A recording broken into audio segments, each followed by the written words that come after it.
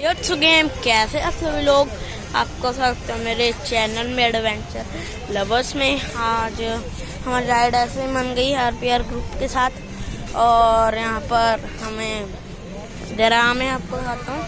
ये देखो दरिया में, और ये हमारे साथ आरपीआर की टीम है पूरी। और लाइक नहीं किया लाइक कर दो, सब्सक्राइब नहीं किया सब्सक्राइब कर दो।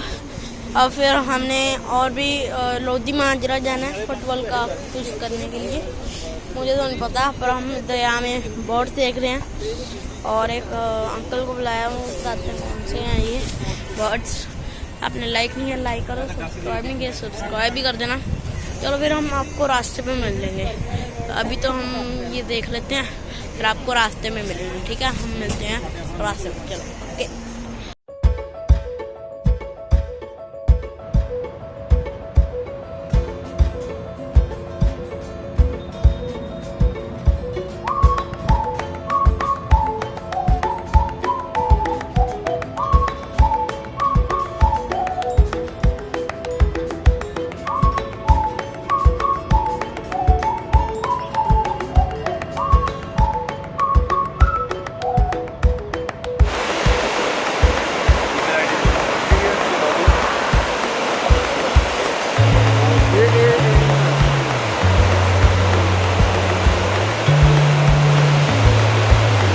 पानी छल्ला मारता होया सतलुज दरिया का।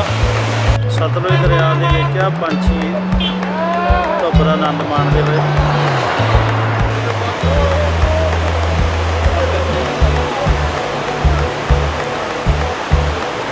और देखो सामने समुद्र के विचों समुद्र में दो जोड़े व्यक्ति घूम रहे हैं।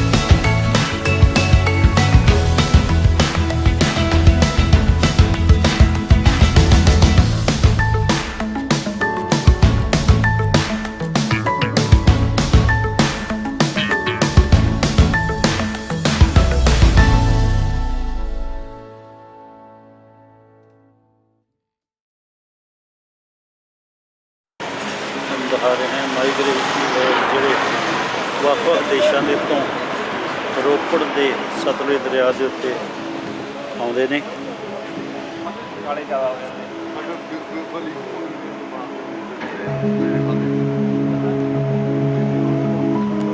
ये है जी सुरखाब।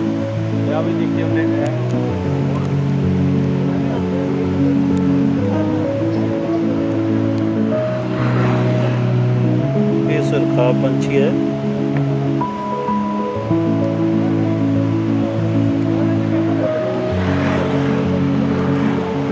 धुप का आनंद पाते जोड़ियाँ बना के रहते। ये आम तौर पर जोड़ियां बना के रहते, पेड़ के रहते हैं मेल फीमेल।